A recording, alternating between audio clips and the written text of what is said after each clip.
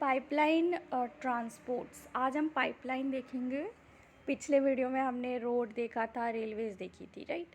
तो अब पाइपलाइंस हम देखते हैं। तो पाइपलाइन जो होती है ये ट्रांसपोर्ट नेटवर्क है जो कि अभी नई नई आई है। ये ट्रांसपोर्टेशन मैप इंडिया में आप देखोगे तो लेट मी शो यू। कहाँ चला गया? So this is here. आप यहाँ पे देख सकते हो नेशनल। पहले तो आप गोल्डन क्वाड्रिलेटरल देख लो कैसे वो कनेक्ट करें नॉर्थ में, ठीक है। और उसकी वेस्ट कॉरिडोर, ईस्ट कॉरिडोर और साउथ कॉरिडोर ये देख लो। और ये वाला आपका हो जाता है। और इसके साथ साथ नेशनल हाईवेज़ भी दी हुई है जो कि सिरसा सूरी मार्ग जो था वो कहाँ से था, तो वो था दिल्ली से लेकर कहाँ था, दिल्ली से लेकर था आलमगीरपुर कुछ था क्या, सिरसा सूरी मार्ग। तो दिल्ली से अमृतसर, ठीक है। आपको याद रखना है सिरसूरी मार्ग ये नेशनल हाईवे 1 है जिसको बनाई गई है दिल्ली से लेकर अमृतसर तक। ओके, अमृतसर आपको पंजाब में मिल जाएगा और दिल्ली बिल्कुल सेंट्रल में लोकेटेड है। नाउ अब हम यहाँ पे मूव करते हैं टुवर्ड्स पाइपलाइन। ये देखो, ये हिली ट्रैक्ट्स में इस तरह से बनाते हैं रोड, ठीक है। तो रोड बहुत कंफर्टेबल होता है, ये आप इसको मोड़ सकते हो, ठीक है। तो ऐसे रेलवे लाइन सेट करना बहुत प्रॉब्लम होती है, लेकिन रोड कंपैरेटिवली ईजियर होता है इसे ऐसे सेट करने के लिए। ये भी आप देख सकते हो। Traffic north eastern border Arunachal Pradesh में ऐसा।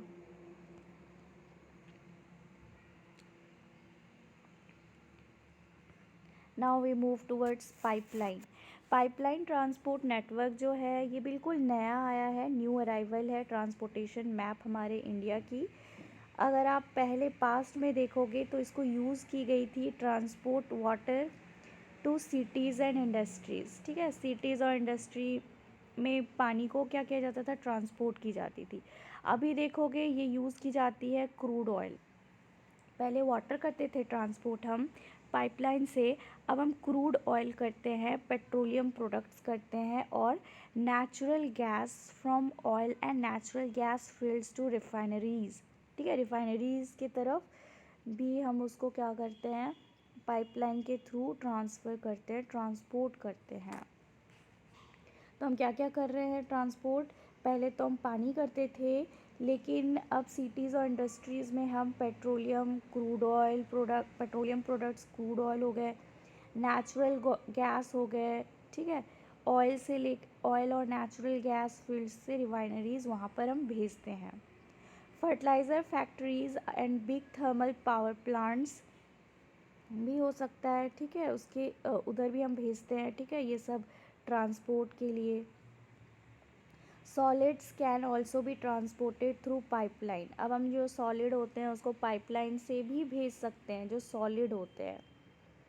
कन्वर्टेड इनटू स्लरी, इसको स्लरी में कन्वर्ट कर देते हैं हम सॉलिड्स को, और हम उसको पाइपलाइन में भेज देते हैं। The far inland locations of refineries like Barauni, Mathura, Panipat gas based fertiliser plants. अब जैसे रिफाइनरीज़ हो गई, जैसे बरौनी हो गई, Mathura, Panipat gas based fertiliser plants जो होती है उसको हम भेजते हैं। Could be thought of only because of pipelines. तो ये हम ये जगह सब भेजते हैं पाइपलाइंस के थ्रू, ये सब जगह में, पानीपत, मथुरा, बरौनी, ठीक है। Could be thought of only because of pipelines, pipelines के ही थ्रू हम इसको सोच सकते हैं। इनिशियल कॉस्ट जो होती है, यानी कि शुरू में इसको सेटअप करना कॉस्ट काफ़ी महंगी पड़ती है, लेकिन फ्यूचर में जो ये काम करेगा ना, जब ये सेटअप हो गई, subsequent running costs are minimal. तो फिर बाद जो जितना भी हो जाएगा वो कॉस्ट को क्या कर लेगा, कम होगा। It rules out transshipment losses और डिलेज़। और यहाँ पे जो शिपमेंट करने का जो लॉस होता है या फिर टाइम लग जाती है, वो चीज़ को क्या करेगा, ये रूल आउट कर देगा, यानी कि वो चीज़ नहीं होगी। बहुत ही 3 इम्पॉर्टेंट नेटवर्क्स हम देखेंगे पाइपलाइन ट्रांसपोर्टेशन का हमारे देश में। तो यहाँ पर 3 इम्पॉर्टेंट नेटवर्क्स होंगे पाइपलाइन ट्रांसपोर्टेशन का हमारे देश में। अब आप देखोगे from oil field in upper Assam to Kanpur, तो वो कानपुर जो है वो यूपी में, आपको पता है, वाया गुवाहाटी, बरौनी एंड इलाहाबाद। तो यहाँ से हम अपर असम से लेकर कानपुर उत्तर प्रदेश वाया, ठीक है, किससे, गुवाहाटी, बरौनी और इलाहाबाद में भेजते हैं। It has branches from Barauni to Haldia, तो इसकी ब्रांचेस आपको बरौनी से और हल्दिया से मिलेगी वाया राजबंद, ठीक है, राजबंद से, Rajbandh to Maurigram and Guwahati to Siliguri. ये सब नाम है, ठीक है, आप एक बार रीड कर लेना, थोड़ा सा बस आइडिया मिल जाएगा कि कैसे पाइपलाइन कनेक्टेड है। अब हम वाटरवेज में आ जाते हैं। आपको एंशियंट पीरियड से ही पता है कि वाटरवेज जो है वो काफ़ी इम्पॉर्टेंट है, और इंडिया जो है one of the sea faring countries है, यानी कि सी से, तो इंडिया एक सी फेयरिंग कंट्रीज़ है। सी फेयरिंग मतलब होता है कि इंडिया जो है वो फ्रिक्वेंटली क्या करता है, ट्रेड करता है अपने सी के थ्रू। जैसे इंडिया, आपको पता है, पेनिनसुला है, यहाँ से अरेबियन सी है, यहाँ से इंडियन ओशन है, और यहाँ से आपको बे ऑफ बंगाल मिल जाएगा, राइट। तो यहाँ से इंडिया तीनों साइड से क्या है, पानी से घिरा हुआ है, इसलिए हम इसको पेनिनसुला बोलते हैं। तो फिर अगर मैं बात करूँ तो इंडिया को अगर मान लो इस तरफ ट्रेड करनी है तो वो क्या करेगा, यहाँ से शिप को भेज देता है। नीचे जाना है तो शिप को भेजेगा, इस तरफ वेस्ट में, ईस्ट में जाना है तो यहाँ से शिप भेज देता है। तो इंडिया जो है वो काफ़ी सी ट्रेड यानी सी फेयरिंग कंट्री है, ठीक है, वन ऑफ दी। अब इसकी जो सीमेंट होती है, सेल्ड करते हैं आसपास या बहुत दूर दूर, ठीक है, और इसे ये कैरी करते हैं, स्प्रेड करते हैं, अपने सामान को एक्सपोर्ट करते हैं। इंडियन कॉमर्स और अपनी खुद की कल्चर भी क्या होती है, स्प्रेड होती है। वाटरवेज जो होती है सबसे चीपेस्ट मीन्स ऑफ ट्रांसपोर्ट है, हमने जितनी भी पढ़ी ना, रोड हो गए, एयरवेज हो गए, एयरवेज तो सबसे महंगी होती है, और waterways is the very cheapest means of transport. ये सबसे सूटेबल होती है बहुत हैवी और बल्कि गुड्स को ट्रांसपोर्ट करने में। इसकी जो फ्यूल एफिशिएंट होती है वो, सॉरी, ये क्या होती है, फ्यूल एफिशिएंट होती है और इन्वायरमेंट फ्रेंडली भी होती है ट्रांसपोर्ट में, क्योंकि इसमें कोई आप डीज़ल वगैरह यूज़ नहीं करते हो, पेट्रोल, बट ये इन्वायरमेंट के लिए अच्छा होता है। आप कोल बर्न करके क्या करते हो, इसको रन करते हो। इंडिया एक इनलैंड नेविगेशन वाटरवेज, इसका कितना है तो 14,500 किलोमीटर्स लेंथ में है, जिसमें से 5685 किलोमीटर्स जो है वो नेविगेबल है मैकेनाइज्ड वेसल्स के थ्रू।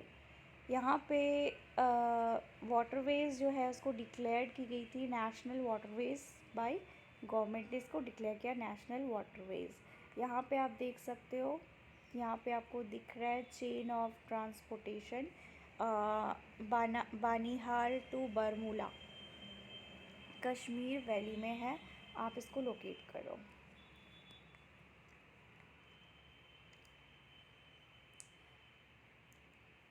क्या हो गया, अब हम यहाँ पे देखते हैं गंगा रिवर जो है वो इलाहाबाद और हल्दिया के बीच में है, राइट, नहीं वो है नहीं, मतलब उसके बीच में बताई जा रही है कि नॉर्थ नेशनल वाटरवे नंबर 1 है, ठीक है। तो नेशनल वाटरवे 1 किसकी, ये आपको याद रखनी है बच्चे, क्योंकि आपके बुक में दे दी गई है। ये आप अवॉइड करो, जो ऊपर मैसेज आ रही है, वेट मैं इंटरनेट बंद कर देती हूँ, ओके। तो यहाँ पे आपको याद रखनी है कि जो गंगा रिवर है इलाहाबाद और हल्दिया के बीच में 1620 किलोमीटर्स का है, वहाँ पे आपको नेशनल वाटरवे नंबर 1 दिखेगी, ठीक है। ये देखो, ये inland waterways widely used in north eastern states, north eastern states इसे काफ़ी वाइडली यूज़ करते हैं। यहाँ पे व्हीकल्स को भी रख रहे हैं और पैसेंजर्स भी यहाँ पे आ जा रहे हैं, तो ये क्या करेंगे, क्रॉस करेंगे एक जगह से दूसरी जगह को। ये नॉर्थ ईस्टर्न इनलैंड वाटरवेज जो होती है वो काफ़ी ज़्यादा नॉर्थ ईस्टर्न स्टेट्स में आपको देखने को मिलेंगे। फिर आपको ब्रह्मपुत्र रिवर के बीच में सादिया धुबरी, ब्रह्मपुत्र रिवर के बीच में सादिया और धुबरी, ठीक है, 891 किलोमीटर्स का यहाँ पे अब नेशनल हाईवे नंबर 2 है।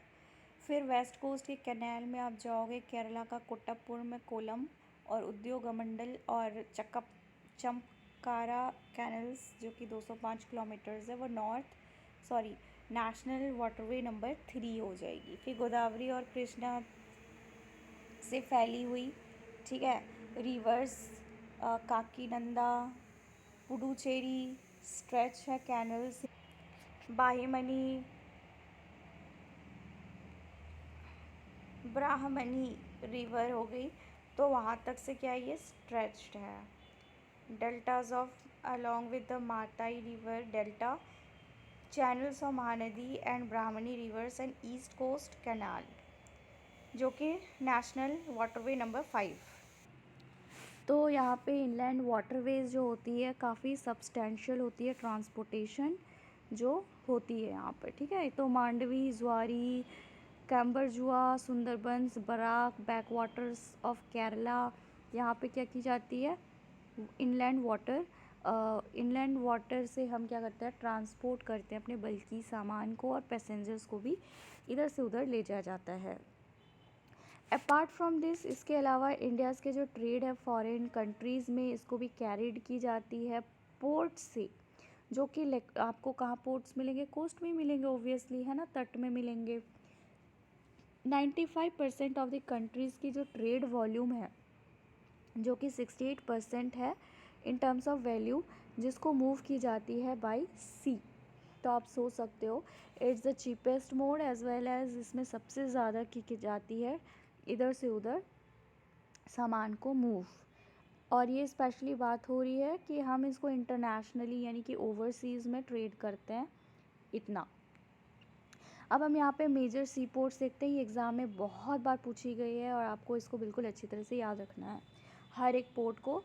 यहाँ पे हम मेजर बात करेंगे, माइनर पोर्ट्स भी होते हैं but major ports is very very important, याद रखना आप, ठीक है।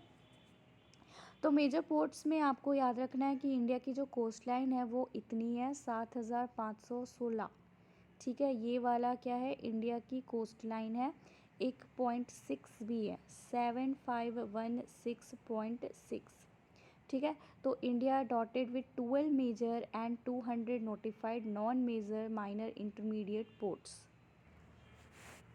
तो आपको याद रखना है कि टोटल 12 मेजर पोर्ट्स हैं इंडिया में। वैसे मैं इनफैक्ट बात करूँ तो अभी 12 नहीं 13 हो गए हैं, हम बाद में उसको पढ़ेंगे, ठीक है। तो आपको 13 याद रखना है, प्रेजेंटली अभी 13 है। तो बहुत सारे माइनर इंटरमीडिएट पोर्ट्स भी हैं। तो मेजर पोर्ट्स जो होते हैं ये इंडिया के 95% इंडियाज़ की फॉरेन ट्रेड करते हैं, यानी कि हम ओवरसीज़ ट्रेड करते हैं।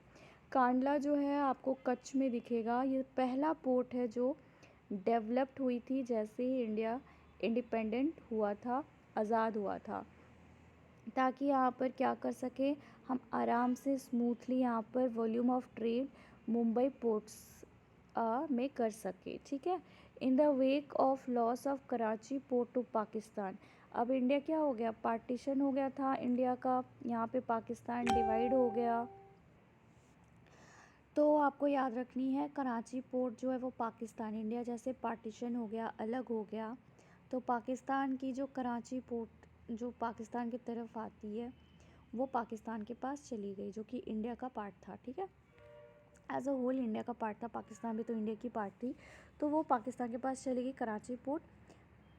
तो आपको याद रखना है कांडला जो है सबसे पहली पोर्ट है जिसको डेवलप की गई थी, राइट।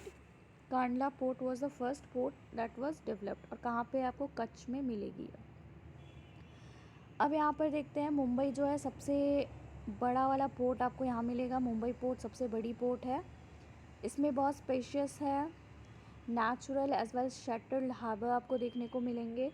जवाहरलाल नेहरू पोर्ट जो है काफ़ी प्लान्ड की गई है with view to decongest the Mumbai port, ताकि मुंबई पोर्ट की जो है ना उधर बहुत भीड़ रहेगी, इसलिए उसको डिसकंजेस्ट करने के लिए जवाहरलाल नेहरू पोर्ट खोल दी गई थी। और यहाँ पे ये भी सर्व करता है एज अ हब पोर्ट इस रीजन का। मारमागो पोर्ट जो है वो गोवा में आपको दिखेगा, ये जो है प्रीमियर आयरन एक्सपोर्ट के लिए यहाँ पे हेल्प आती है। जैसे हमने पढ़ा था ना, आयरन ओर को हम सबसे ज़्यादा मारमागो में एक्सपोर्ट करते हैं, जो कर्नाटका से हम सब चित्तर मंगलुरु ये सब जगह था जहाँ से आयरन को हम वो बेल्ट से वहाँ से एक्सट्रैक्ट करते थे। उसकी आयरन ओर को फिर हम मारमागो में भेज देते हैं। ठीक है, ये पोर्ट आपको गोवा में मिलेगी। This port accounts about 50%। India की आयरन एक्सपोर्ट जो है 50% कौन करता है, तो मारमागो। ठीक है, 50%। Now you can understand how important that is. New Mangalore port जो है ये आपको कर्नाटका में मिलेगी। क्रेटर्स टू एक्सपोर्ट आयरन और कॉन्सेंट्रेट्स कहाँ से, तो कुद्रेमुख माइन से हम निकाल रहे थे, राइट। तो यहाँ से ये एक्सपोर्ट करेगी मैंगलोर पोर्ट। कोची जो है ये एक्सट्रीम साउथ वेस्टर्न पोर्ट आपको दिखेगी, जो कि लोकेटेड है नेचुरल हार्बर के एंट्रेंस, जैसे लगून आती है ना, वहाँ पे आपको लोकेटेड मिल जाएगी। यहाँ पे आप देखोगे तो टैंकर जो है वो डिस्चार्ज कर रहे हैं क्रूड ऑयल को न्यू मैंगलोर पोर्ट से।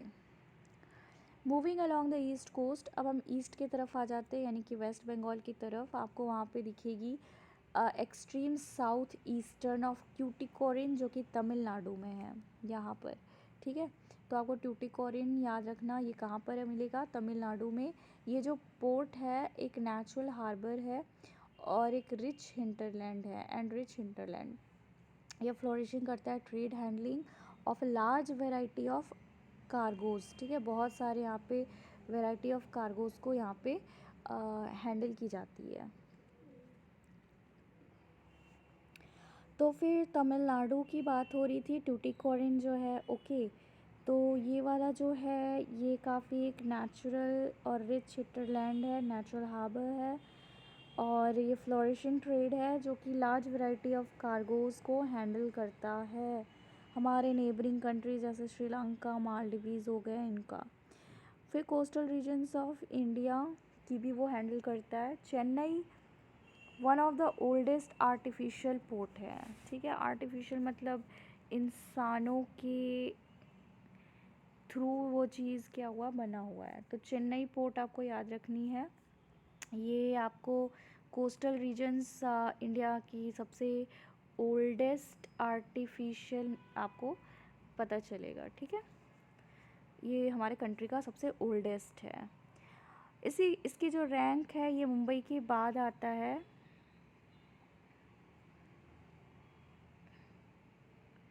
इन टर्म्स ऑफ वॉल्यूम, ठीक है, कितने वो क्या कर रहा है, कितने वॉल्यूम्स को यहाँ से वहाँ कर रहा है, तो ये सेकंड में आता है। पहले मुंबई आएगा, फिर चेन्नई इसके सेकंड में आएगा। विशाखापट्टनम जो है ये सबसे deepest land locked well protected port है, याद रखना है। विशाखापट्टनम, आपको पता होगा, इसका नाम से ही पता चल जा रहा है ये कहाँ होगा, यानी कि आंध्र प्रदेश। ठीक है, ये आपको याद रखना है कि विशाखापट्टनम सबसे डीपेस्ट भी है और लैंड लॉक्ड है, यानी कि चारों तरफ से क्या है, लैंड से लॉक्ड है वो, और काफ़ी वेल प्रोटेक्टेड होगा ही ऑब्वियसली, क्योंकि लैंड लॉक्ड है ये पोर्ट। ये पोर्ट को ओरिजिनली कंसीव्ड की गई थी as an outlet for iron ore exports. ठीक है, तो आयरन ओर एक्सपोर्ट्स वो क्या करेगा, स्पेशली वही चीज़ को वो एक्सपोर्ट करेगा। पारादीप पोर्ट जो है ये आपको मिलेगा उड़ीसा में। पारादीप पोर्ट कहाँ पे मिलेगी, तो ओडिशा में मिलेगा। ठीक है, ये स्पेशलाइज करता है export of iron ore also. आपको तो पता होगा कि आयरन ओर उड़ीसा के पास झारखंड लाई करता है, तो ये यहीं से आता है और पारादीप से उसको यहाँ वहाँ भेजा जाता है। ये पोर्ट जो है originally located Odisha, specialized in export of iron ore. Kolkata जो है वो एक इनलैंड रिवराइन पोर्ट है, याद रखना है। कोलकाता का जो पोर्ट है ये आपको याद रखना है, ये इनलैंड है, यानी कि इंडिया में ही सिर्फ किया जाता है, और रिवराइन पोर्ट है। ये जो पोर्ट है ये सर्व करता है बहुत ही लार्ज और rich hinterland Ganga Brahmaputra basin को। ठीक है, बीइंग एंड टाइडल पोर्ट, और ये क्या है, टाइडल पोर्ट भी है। It requires constant dredging of Hooghly, तो सिर्फ कांस्टेंट ड्रेजिंग की ज़रूरत पड़ती है हुगली की। हाल्दिया पोर्ट जो है ये डेवलप्ड हुई थी एज अ सब्सिडरी पोर्ट। ठीक है, कोलकाता पोर्ट का क्या हुआ था, इसको जितनी भी प्रेशर है कोलकाता पोर्ट का, तो हाल्दिया पोर्ट इसको डिसकंजस्ट करेगा। ठीक है, सब्सिडायरी पोर्ट बोलते हैं इसको। Growing pressure on Calcutta port, ये आप देख सकते हो। Handling of oversize cargo at Tuticorin port.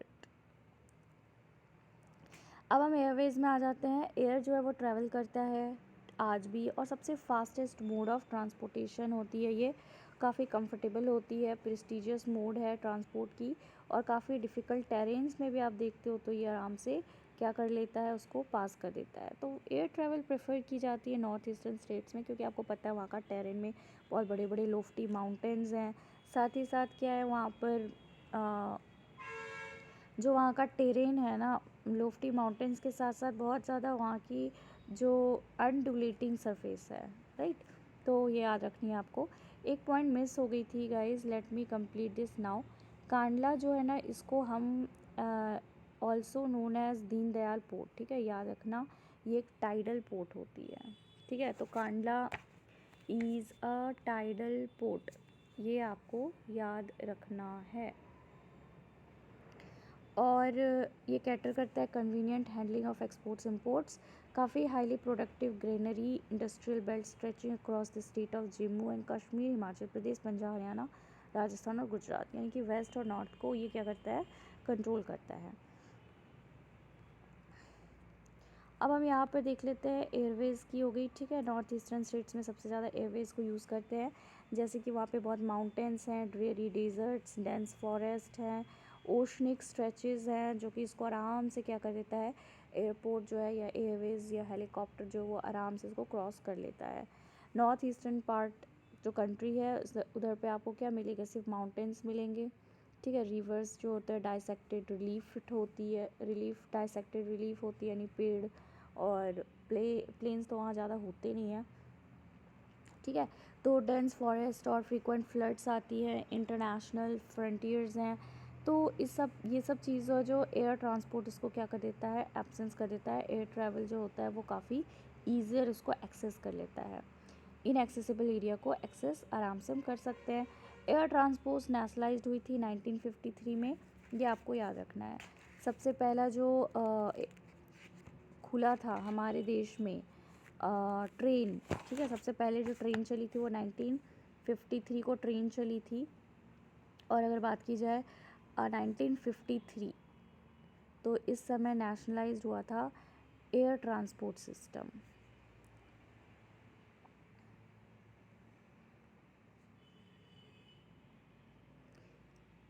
Air India जो है वो डोमेस्टिक से लेकर इंटरनेशनल एयर सर्विसेज है, ये गवर्नमेंट इसे ओन करती है। पावहांस हेलीकॉप्टर्स जो होते हैं ये प्रोवाइड करते हैं हेलीकॉप्टर सर्विसेज, ठीक है, ऑयल से लेकर नेचुरल गैस कॉरपोरेशन तक। इसकी जो ऑफशोर ऑपरेशंस भी होती है, अपने खुद की ऑफशोर ऑपरेशन होगी, यानी कि पानी से बाहर जा के दूसरी जगह से पहुंच के।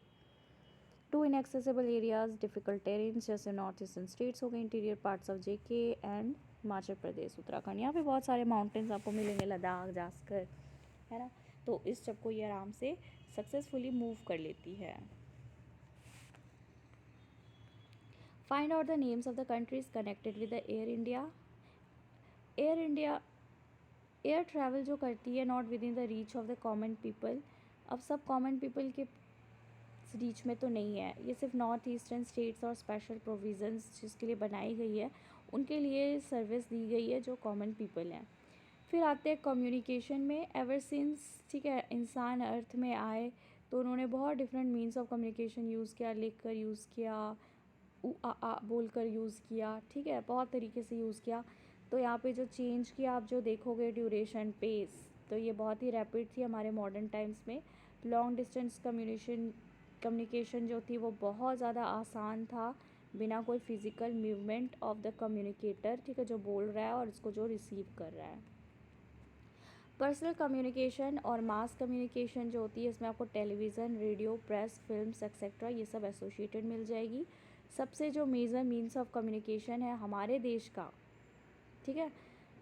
अब देखो, इंडियन पोस्टल नेटवर्क जो होती है सबसे लार्जेस्ट है पूरे वर्ल्ड में, और ये हैंडल करता है पार्सल्स और बहुत सारे पर्सनल रिटन कम्युनिकेशंस जो यहाँ वहाँ वो भेजता है, ट्रांसपोर्ट करता है। कार्ड्स, एनवेलप्स हो गई, जो कि ये फर्स्ट क्लास मेल हो जाते हैं, इसको एयरलिफ्ट की जाती है बिटवीन स्टेशंस में, covering both land and air. यहाँ की जो सेकेंड क्लास मेल इंक्लूड्स होते हैं, जिसमें पैकेट्स दिखेंगे, रजिस्टर्ड न्यूज़पेपर्स, पीरियोडिकल्स, ठीक है। तो ये कैरी किया जाते हैं by surface mail. Covering land and water transport भी है, ये फैसिलिटेट करता है क्विक डिलीवरी ऑफ मेल्स। बहुत सारे लार्ज टाउन्स में, सिटीज़ में 6 मेल चैनल्स जो होते हैं उसको इंट्रोड्यूस की गई थी हाल में ही। इसको हम बोलते हैं Rajdhani channel, metro channel, green channel, business channel, bulk mail channel और पीरियोडिकल चैनल, ठीक है, याद रखनी है। अब यहाँ पे आप देख सकते हो, यहाँ major ports and some international airports दिखाई गई है। ये देखो, ये एक अमृतसर का है, ठीक है, और ये दिल्ली का इंदिरा गांधी इंटरनेशनल है जो एयरवेज़ है यहाँ पर। अमृतसर में राजा संसी नाम है, याद रखना। फिर कोलकाता में आपको नेताजी सुभाष चंद्र बोस जी का दिखेगा। फिर छत्रपति शिवाजी जवाहरलाल नेहरू, ये मुंबई में। कांडला आपको यहाँ पे दिखेगा गुजरात में। पारादीप जो है ये आपको दिखेगी ओडिशा में, विशाखापट्टनम आंध्र प्रदेश में। फिर चेन्नई में आपको दिखेगा मीनम बक्कम, और न्यू मैंगलोर जो है वो आपको दिखेगा कर्नाटका में। मारमागो ये गोवा में। हैदराबाद आपको दिखेगा तेलंगाना में, ठीक है। और ट्यूटिकोरिन आपको कहाँ मिलेगा? केरला में, ठीक है। I hope it is not really that hard for you to remember all the ports and where are they located.